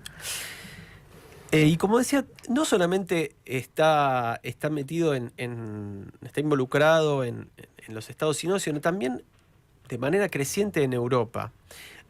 Una de las empresas de Thiel, junto a una empresa alemana, acordó hace no mucho contrato también millonario con la OTAN para desplegar drones autónomos, es decir, manejados con inteligencia artificial.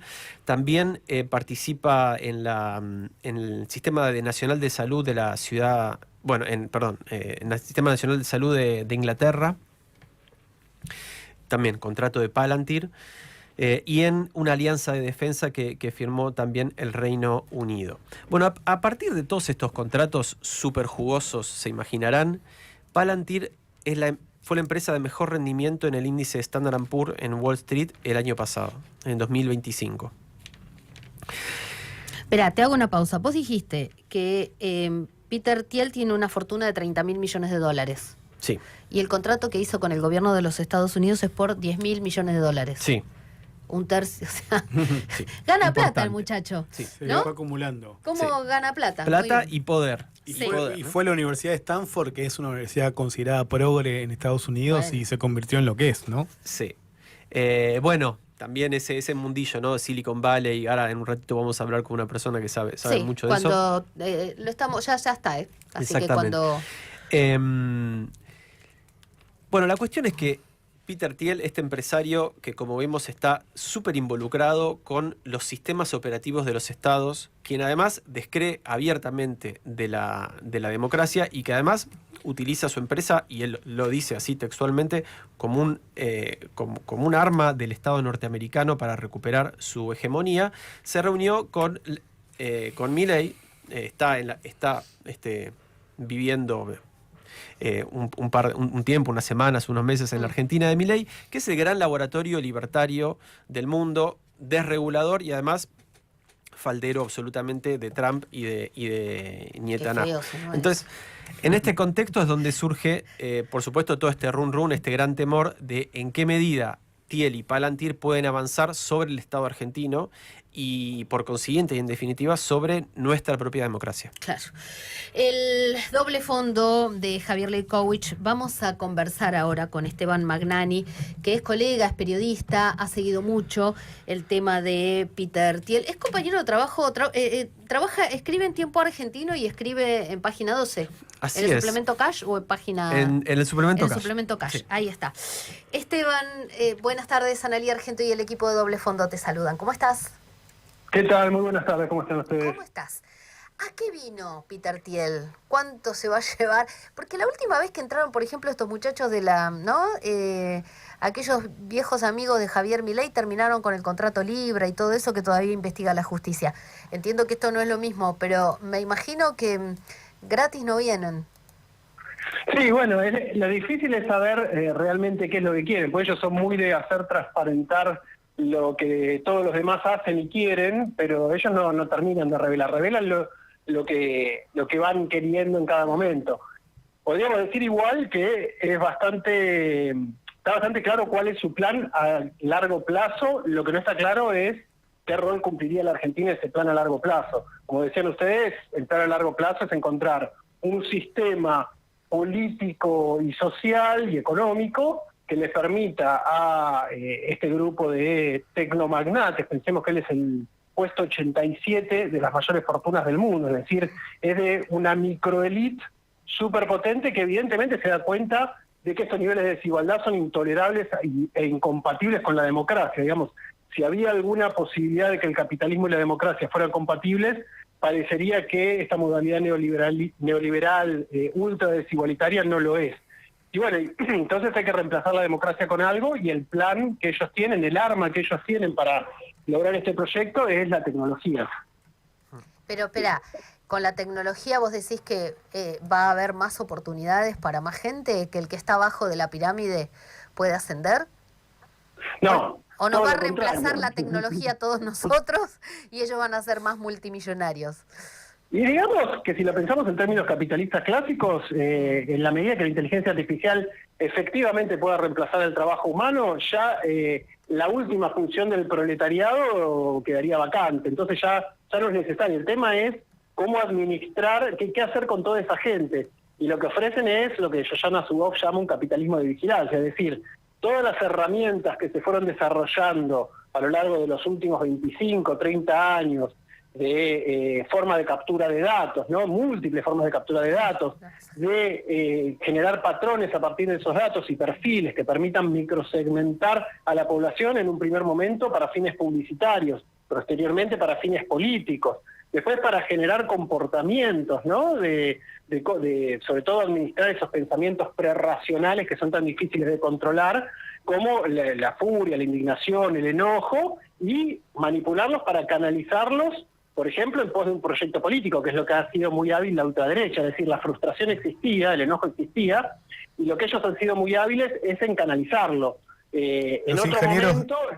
Perdón, los ingenieros del caos, Esteban, ¿no? Claro, exactamente. Iba a citar justamente a Giuliano da Empoli, que dice: en otro momento ese rol para canalizar esa furia, esa frustración, lo tenía la Iglesia, y en otro momento los partidos laboristas de izquierda, que decían: sí, es todo una mierda, pero si nos unimos entre todos vamos a lograr dar vuelta a la tortilla. Bueno, todo eso ya no existe. Ya hace tiempo que la socialdemocracia no hacen lo que prometen que van a hacer, o a lo sumo toman un discurso que Tilca calificaría de woke, de progresista, pero que a la hora de los bifes no cambia nada. Bueno, y ellos fueron muy hábiles en captar esa frustración y transformarla en victorias políticas. El gran problema, que yo creo que es lo que está viendo Thiel, es que es muy difícil a partir de eso generar un modelo político mínimamente sostenible. No sé si se puede hablar de reflujo, eso lo podríamos discutir largamente, ¿no? Si hay un reflujo de la ultraderecha, pero parecería que no la tienen fácil. Trump claramente no la tiene fácil, Milei tampoco la está teniendo fácil, y en muchos otros lugares del mundo, bueno, Bolsonaro ya perdió, Marine Le Pen retrocede, no está nada claro que puedan construir un modelo sostenible. Y para él, probablemente la conclusión es que el problema es la democracia, es decir, no van a construir consenso suficiente, ni siquiera usando todas las herramientas de tecnología, para seducir y conquistar y generar comportamientos a futuro, sino que probablemente las tengan que usar para la vigilancia. Y ahí, paradójicamente, el modelo que ellos imaginan o lo que ellos entienden que es China, les sirve para ubicarlo como brújula. Esteban, ¿qué tal? Javier te saluda. ¿Qué tal? Todo bien. Te quería preguntar por algo que vos también has escrito mucho y, a ver, entiendo que no es exactamente sobre lo que estamos conversando, pero también debe tener vínculos y está dentro dentro del gran universo también de la inteligencia artificial, que es el tema de cuánto hay de burbuja financiera, qué es lo que está pasando con la inteligencia artificial y cómo están comportando estas empresas, las Big Tech, respecto de estos anuncios grandilocuentes que después muchas veces no terminan de satisfacer a las expectativas que generan. Y bueno, ¿dónde se ubica o cómo puedes ubicar lo que está sucediendo respecto del tema financiero con la inteligencia artificial?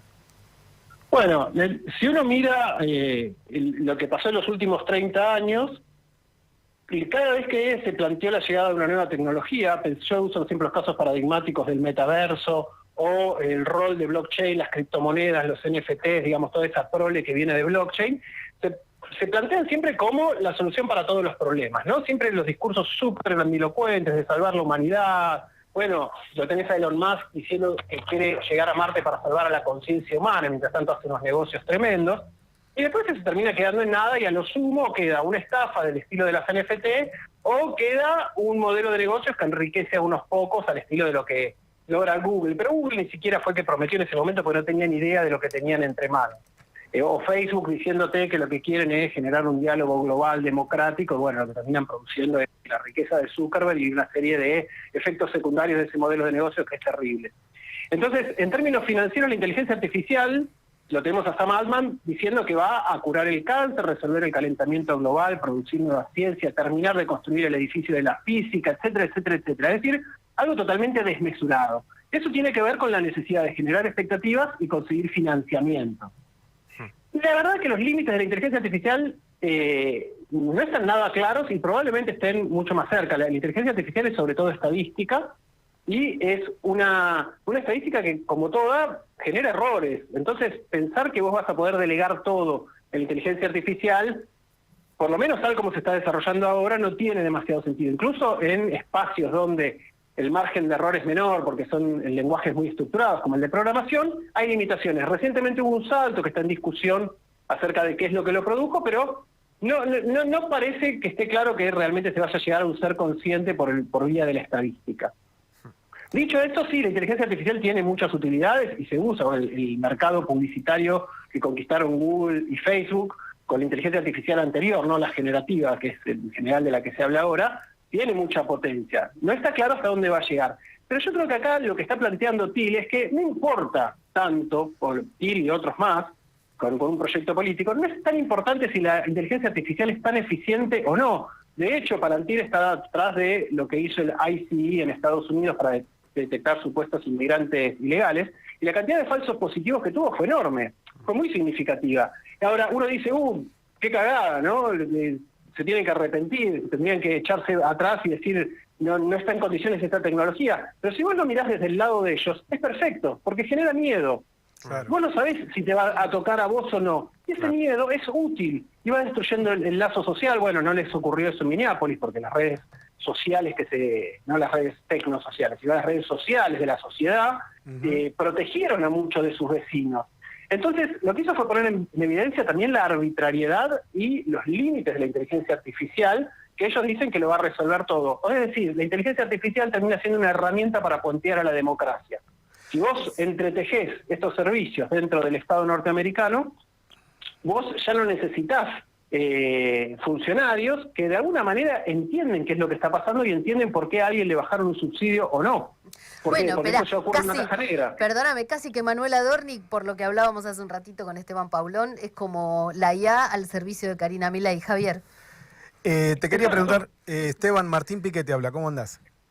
¿Qué tal? La pregunta que te quiero hacer, hoy estaba mirando en las redes sociales, en Instagram, una actriz británica e irlandesa que se llama Caitriona Balfe denunciando a Peter Thiel por el acceso a las bases de datos del Servicio Nacional de Salud, del National Health Service de Gran Bretaña, que tiene todas las historias clínicas de los británicos, las historias clínicas con el historial de enfermedades y el contrato que se firmó el gobierno británico con Palantir para generar una plataforma de datos federada. Y en la Argentina, trasladándolo a estas latitudes, los cambios en la Ley Nacional de Inteligencia permiten pensar, se creó el Centro Nacional de Ciberseguridad, que su objetivo va a ser planificar, ejecutar y supervisar políticas, programas, acciones, etcétera, pero bueno, tiene acceso a bases de datos súper sensibles como nuestro historial laboral de ANSES, ARCA, nuestro historial como contribuyentes y nuestra actualidad, el Centro Nacional de Deudores, aduana. La pregunta concreta, Esteban, es: hace un año y un poquito vimos que el Tesoro de Estados Unidos pudo ayudar en una elección a Javier Milei a salir de un brete financiero muy complicado. Este acuerdo con Peter Thiel, que es el fantasma que toda la dirigencia política está imaginando, ¿puede ayudar electoralmente a un gobierno libertario como el de Milei? Y si es así, ¿de qué manera? No, por supuesto que sí, por supuesto que puede hacer. Puede ocultar información, puede decidirse, no, la inteligencia artificial nos dijo que el 80% de los discapacitados mienten, entonces no es cierto. Como te decía antes, es una forma de sacarse de encima la responsabilidad de tomar las decisiones. ¿Por qué? Porque todavía la inteligencia artificial y la mayoría de los sistemas informáticos tienen un aura de neutralidad. Pero una inteligencia artificial, si vos le preguntás 10 veces lo mismo, te responde distintas cosas. Entonces, qué sé yo, en su momento, no sé si se acuerdan que también Javier Milei volvió de Estados Unidos a encontrarse con Sundar Pichai de Google y dijo que iba a traer una inteligencia artificial encargada de la reforma del Estado. O sea, eso es una estupidez sideral. ¿Con qué se entrenó esa inteligencia artificial?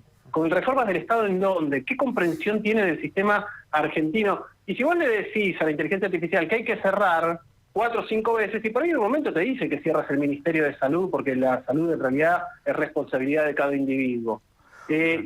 Claro, ¿sabés qué? Perdón, Esteban, algo que me acordé mientras te escucho hablar.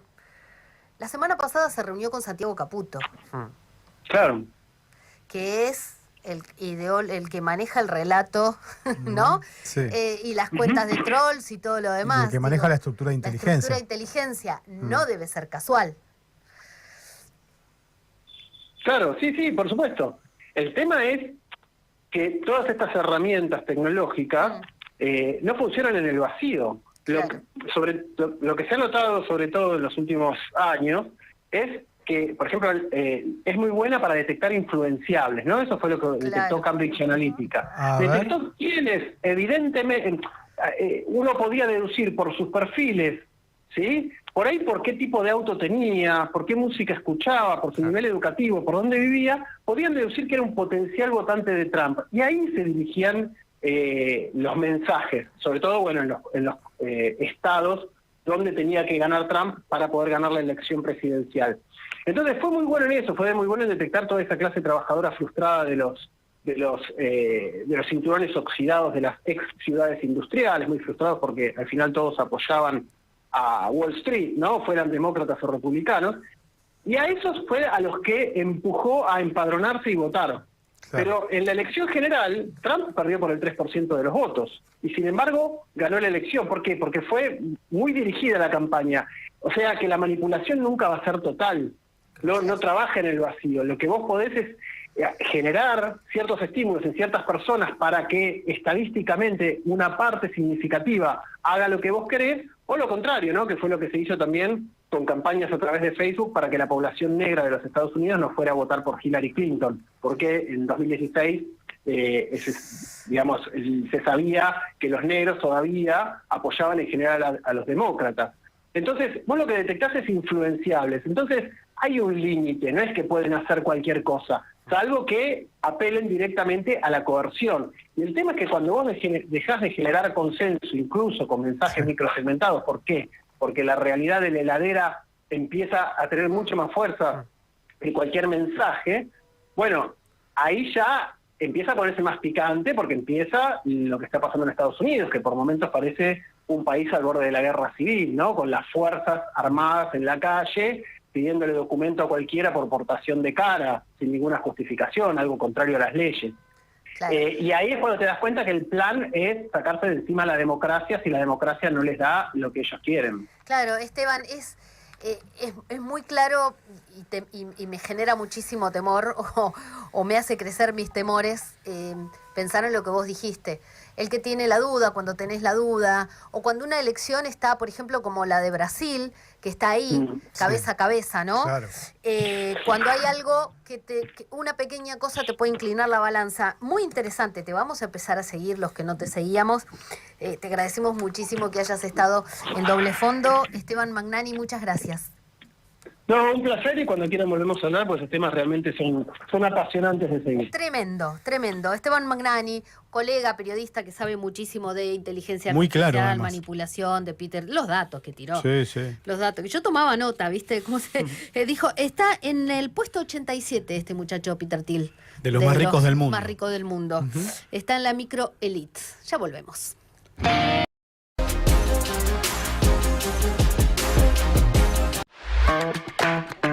Búscanos en YouTube, FM La Patriada en YouTube. Para vernos y escucharnos, no solo tenés la programación de la radio, también tenés notas exclusivas. Entrá al canal de FM La Patriada, ponele OK al pulgar para arriba y dale clic a la campanita. Y no te pierdas nada. Escuchá y mirá FM La Patriada. FM La Patriada en YouTube. Estamos donde estás.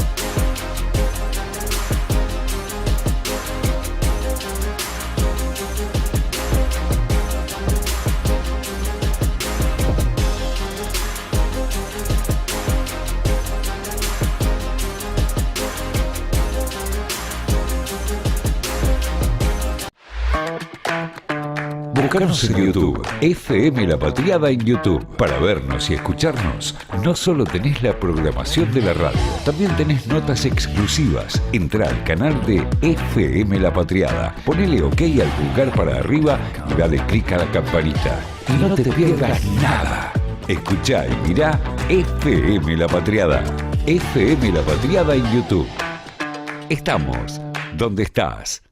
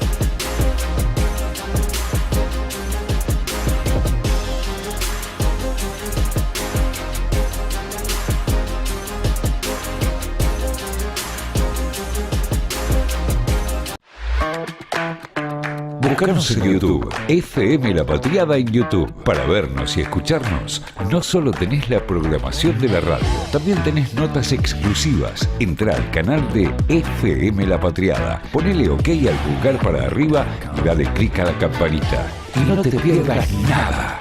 Escuchá y mirá FM La Patriada. FM La Patriada en YouTube. Estamos donde estás.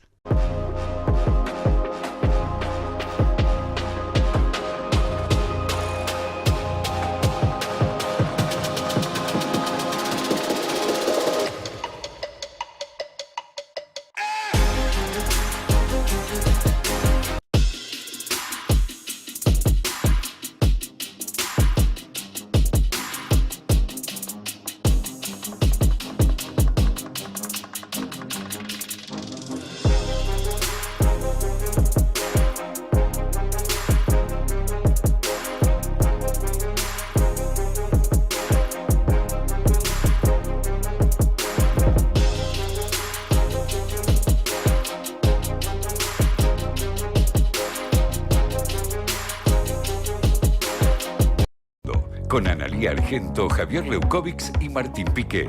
De 16 a 18, terminás la tarde acá, en FM La Patriada.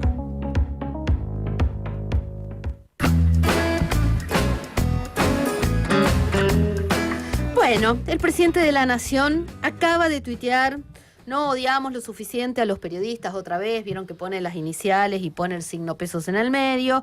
Entonces comparte un tuit de la Escuela Austríaca de Economía explicando por qué se cierra la sala de periodistas.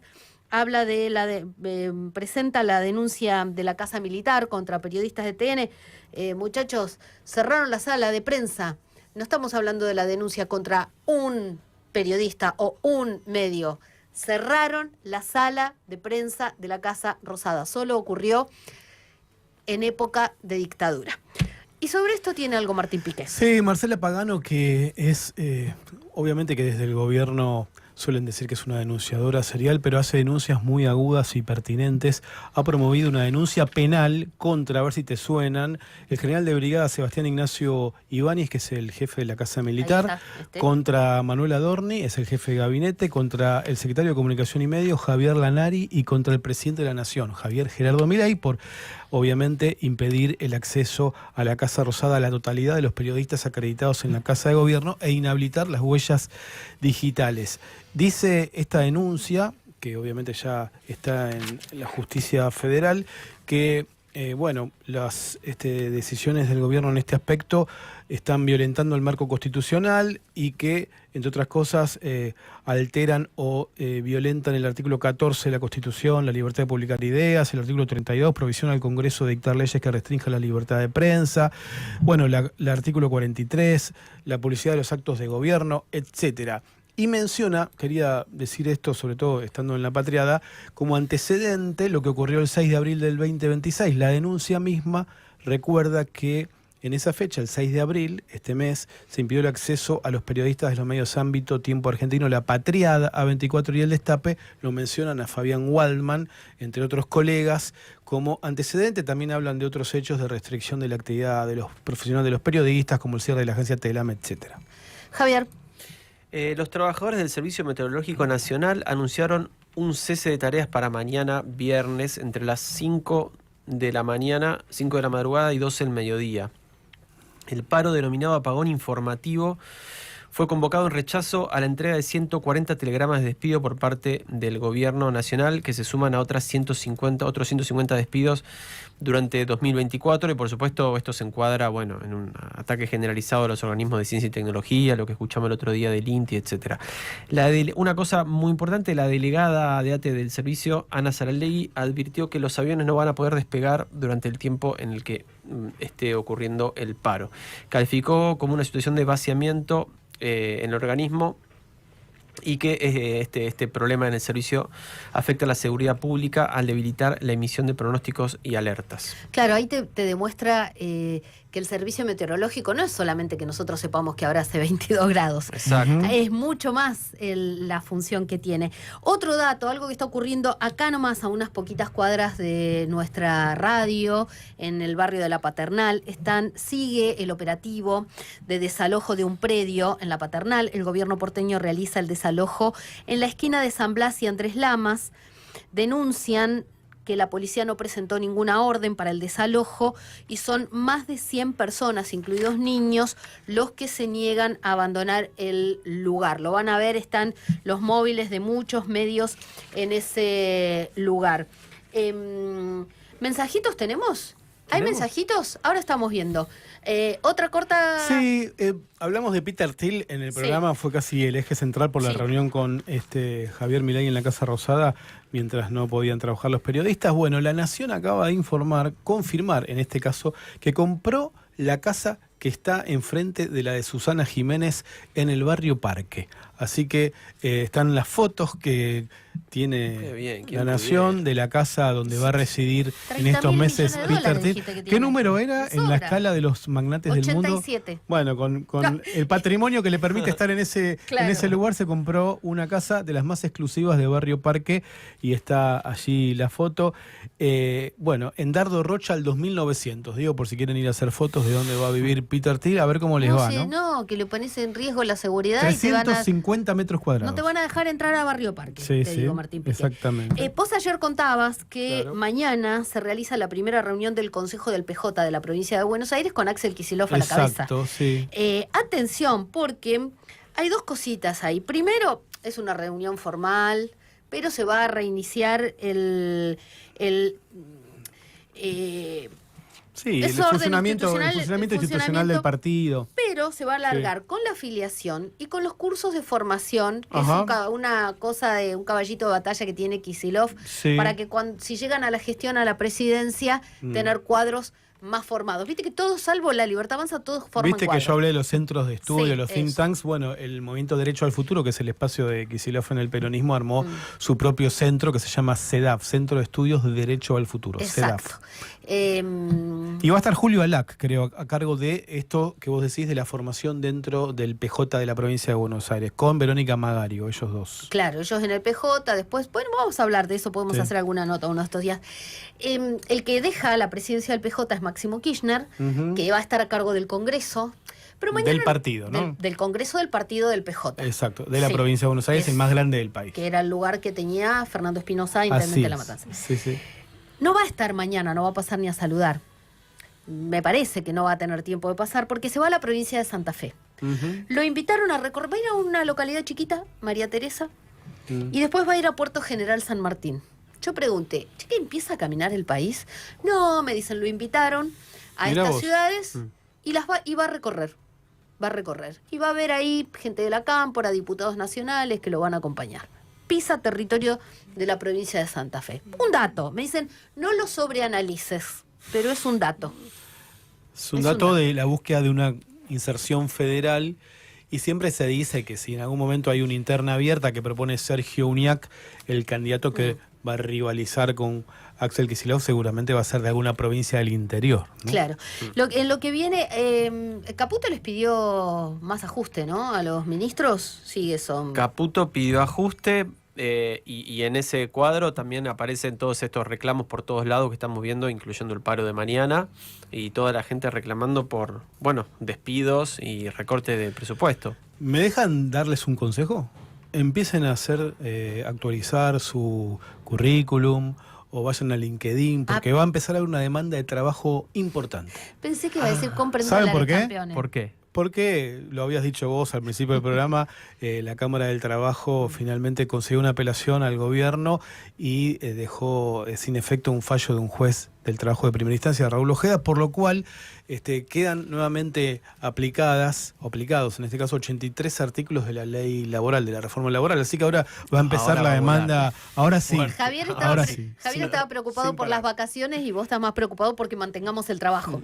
Sí, lo que tenemos, ¿no? Pero era irónico. Por Sí. si Sí. no se No, entendió. bueno, pero digo, es parte de, porque por ahí nos preocupamos por si vamos si nos van a pagar las horas extras o no, o va a haber banco de horas y resulta que por ahí no vamos a tener ni trabajo.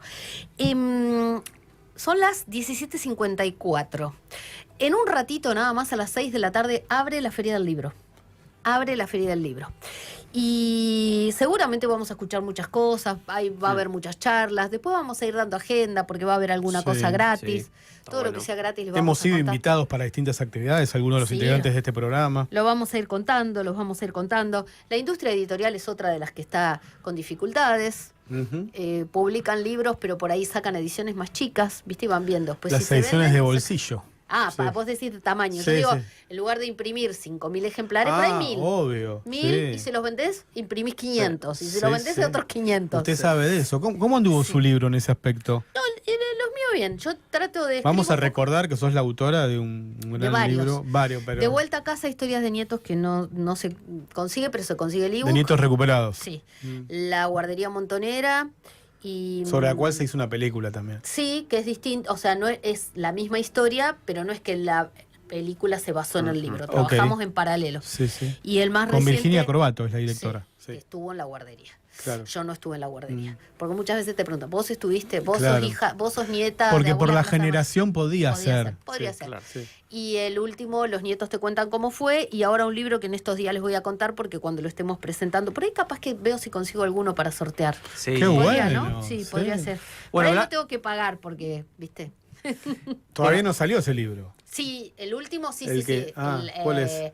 El último es Dijimos Nunca Más, en realidad es un libro donde escribe, por ejemplo, Hernán Brienza, que trabaja en esta radio. Escribimos, somos como 70 autores, un libro capítulo cada uno. colectivo y vos de alguna manera lo Cada uno un compilás. capítulo. Sí. No, un capítulo escribí y lo recaudado va a ir a Abuelas de Plaza de Mayo, resignamos los derechos de autor.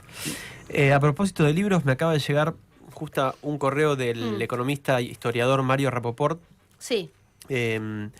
que me cuenta que está sacando su libro, ya tiene un montón de libros, no solamente de historia, está sacando una novela sobre el embajador Braden.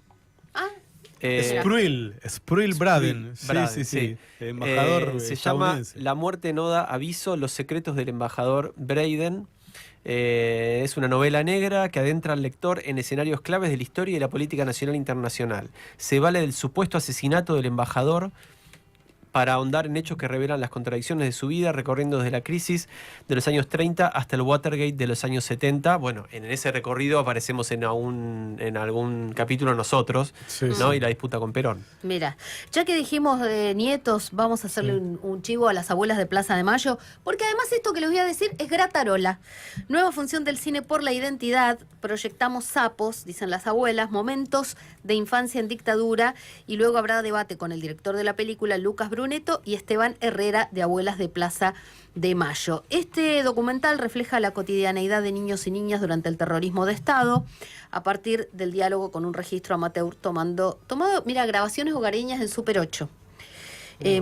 Viernes 24 de abril, o sea, mañana a las 18, por eso se los estoy contando hoy, es en la Casa por la Identidad, en la Exesma, en el Espacio de la Memoria, Exesma, Libertador 8151. Les repito, es entrada libre y gratuita, con el acompañamiento de Banco Provincia. El Banco Provincia está ayudando para que las abuelas puedan hacer este ciclo, por eso suele haber actividades siempre gratuitas, con cine, debate, eso está bueno. El primer banco Buenísimo. del país, Banco Provincia. Mira, Sí, Mira. sí. O el primer banco público, por lo pronto. esperá que tengo que hacer otro chivo, pero que es de acá, es de nuestros amigos, desde Carlos Barragán. ¿Se vienen las charlas compañeras mortales, eran? Sí, Sí. se vienen las charlas compañeras mortales. Mañana a las 12, en Tus Amigos de la Radio, charla compañera mortal con Carlos Barragán, Hernán Brienza, Carlos Caramelo, Lorena Álvarez, Lautaro Fernández y Mayán. Un montón, ¿sabés cómo queda este estudio? Explota, Tremendo. ¿no? Bueno, mañana a Tremendo. las 12 hay que Mañana a las conectarse. 12 y después mañana a las 16 estamos los tres acá, ¿no? Así es. Sí, a las 16 sí. A las 16 sí, a las 16. Bueno, un rato antes. Nosotros estamos antes. Y Estamos antes pero también. afuera.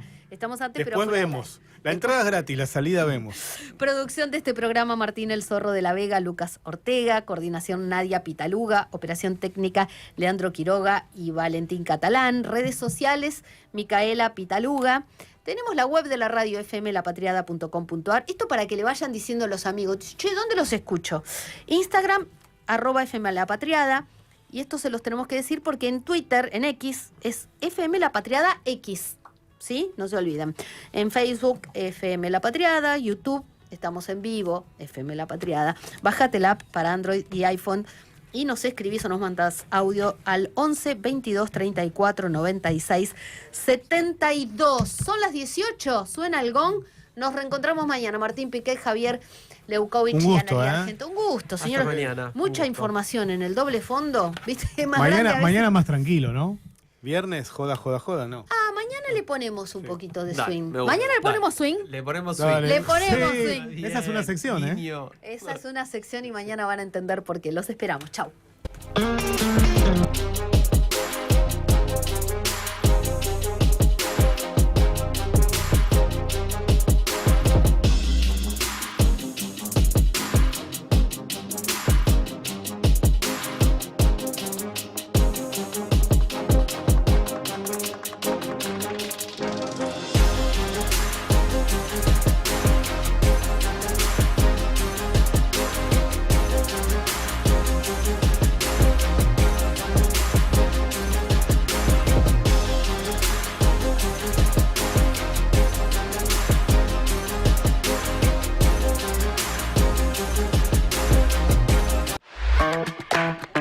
Buscanos en YouTube, FM La Patriada en YouTube. Para vernos y escucharnos, no solo tenés la programación de la radio, también tenés notas exclusivas. Entrá al canal de FM La Patriada, ponele OK al pulgar para arriba y dale clic a la campanita. Y no te pierdas nada. Escuchá y mirá FM La Patriada. FM La Patriada en YouTube. Estamos donde estás.